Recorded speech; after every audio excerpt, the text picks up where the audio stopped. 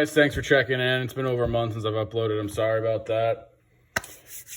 But if you watched my video a couple days ago, I'll kind of explain that I was starting a new job and whatnot. I was trying to get used to the schedule, but luckily this past week, I was able to go to the range a couple of days before work, getting some time, and remember why I loved the gun that I'm doing today's video on and why it's my EDC, because I got to shoot with it way more than I usually do.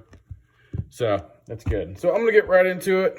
The CANIK TP9SA. Yes, I know it looks a little worse for wear, but like I said,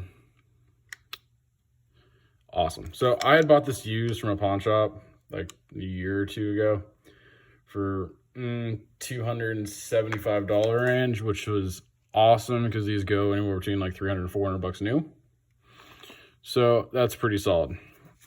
Show clear. Yes, clear. Like I said, I shot it yesterday, so it's a little dirty. So it comes in at about 28 ounces or 1.78 pounds for my fellow Americans. It comes stock with a match grade 4-inch barrel. Got these awesome slide serrations right here on the back for that tactile grip function. Standard 3-dot sight, nothing spectacular about them, but I always find these little 3-dot sights are pretty easy to get target acquisition on. It's got that Glock similar trigger safety. You know, we got to push it down in the middle to actually get it to engage.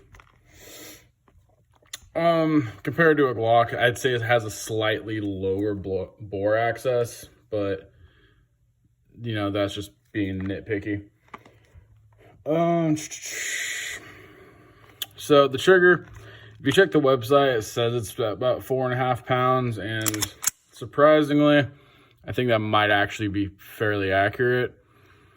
So there is some squish up in here. You get like some play right in here, but then you hit a wall and clean break. Again, pulling back, hit that wall, clean break. One more time. See, so yeah, my personal opinion, if I had to gauge this just on feel, yeah, I'd say it's in between that 4 and 5 pound mark. And unfortunately, I can't show how good the reset is right here, but usually it resets right about there, right in here. And then just quick follow-up shots after that.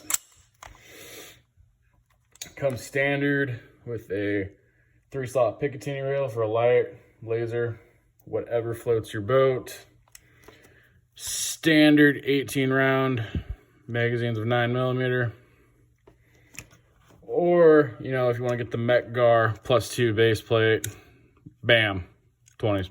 This is my backup magazine's 20 rounds, just because.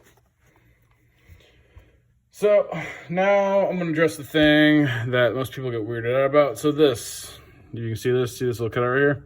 This is a decocker. And if you're paying attention, I said this is a striker fired pistol. So yes, trigger works. But you click on this decocker right here, you hear that click. Now you got a dead trigger. Does nothing. So that being said, that's the thing that most people decide to get butthurt over when it comes to this, because it is a single action striker fired gun, and hitting the decocker on the top gives you a dead trigger, and you'd have to re-rack the slide to get it operational again, which in practice sounds like a negative point against having it as a concealed carry or a defensive pistol. But I'll get to that little anecdote in a second. So the decocker here, I'm fairly certain it is here for disassembly purposes, as a little bit of a shield for CANIK getting a lawsuit from some dude who didn't chuck his gun if it was clear, like a good Darwin Award nominee, before pulling the trigger to disassemble it. So a lot of people have voiced concerns about the possibility of accidentally hitting the decocker and giving their, concealed carry weapon a dead trigger, and not being able to utilize it immediately if a situation should ever occur where they would need it. the rational side of me can see where that would be a concern. However, the practical and experienced side of me can say that I have carried this gun in this Kydex holster for over a year, and way more than any other gun I own. I've carried this thing.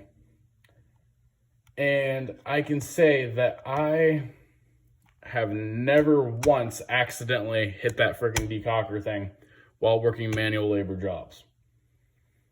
So as long as you're not going to be a dumbass and be constantly fidgeting with it like an addict trying to hide their track marks, you'll probably be fine.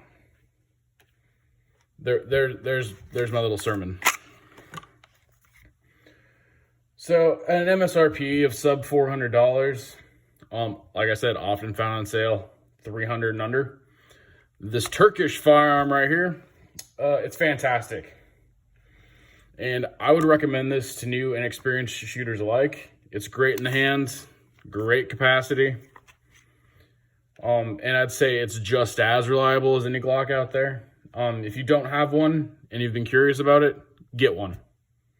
There's plenty of aftermarket parts to upgrade it and customize it. And in the event you have to use it to defend yourself and it gets seized as evidence, at least you're not out a whole lot of American shekels for, trying to protect yourself. So a little bit more on the aftermarket stuff. You can literally just swap these top slides off for the like Elite and SFX versions, which are the ones that come with the optics ready mount and the threaded barrel and a bunch of other crap like that. There is a way to mount optics on this as it is without replacing the slide. You essentially just have to remove your rear sight and the plate ends up mounting in here. So you can do that, but honestly, I'm okay enough with these sights, at least when I'm shooting and stuff, even when I'm doing drills and swapping between targets. I can get sight picture pretty quick, so it's not a huge concern for me about putting optics on it.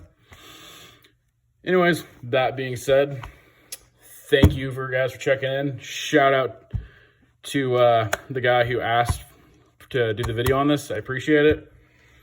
I'm thinking about doing a video on either. I have another gun that is comparable to this.